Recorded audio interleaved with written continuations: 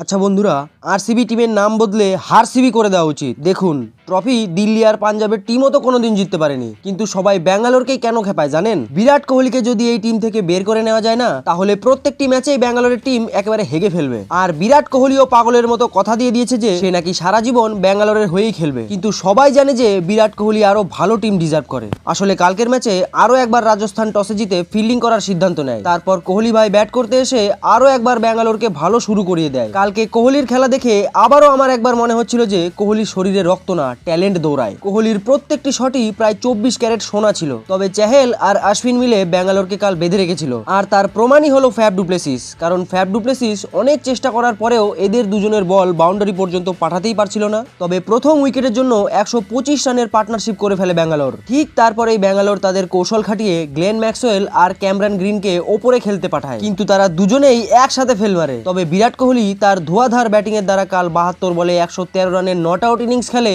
যার ফলে ব্যাঙ্গালোর 20 ওভারে 3 উইকেট হারিয়ে 183 রান করে। আর কালকের পিচে 183 রান দেখে আমি ভাবলাম যে ব্যাঙ্গালোর হয়তো জিতেই যাবে এই ম্যাচ, কিন্তু জশ বাটলারের জন্য তা সম্ভব হয়নি। এসএসপি জয়সওয়াল শুরুতে আউট হওয়ার পরেও জশ বাটলার সঞ্জু স্যামসনের সাথে মিলে এমন পার্টনারশিপ করে যে মাঠের সমস্ত দর্শক বলছিল টি-20 ম্যাচ নাকি এইভাবেই খেলতে হয়। কাল সঞ্জু স্যামসন আর বাটলার মিলে দ্বিতীয় উইকেটের জন্য 148 রানের পার্টনারশিপ করে, আর এখানেই ব্যাঙ্গালোর কাল ম্যাচ হেরে যায়। তবে সঞ্জু স্যামসন শেষে আউট তো হয়, কিন্তু তখন কোনো লাভই হয়নি ব্যাঙ্গালোরের। ঠিক তখন বাটলারের সেঞ্চুরির জন্য 6 রানের প্রয়োজন ছিল, আর বাটলারও 6 মেরে নিজের সেঞ্চুরির সাথে সাথে রাজস্থানকেও 6 উইকেটে এই ম্যাচ জিতিয়ে দেয়। স্পোর্টস জগতের সব রকম ছোট বড় নিউজ পাওয়ার জন্য আমাদের চ্যানেলটিকে সাবস্ক্রাইব করুন এবং পাশে থাকা বেল আইকনটি দাবাতে একদম ভুলবেন না। এই চ্যানেলে স্পোর্টস জগতের সমস্ত রকম খবর পাবেন সবার আগে।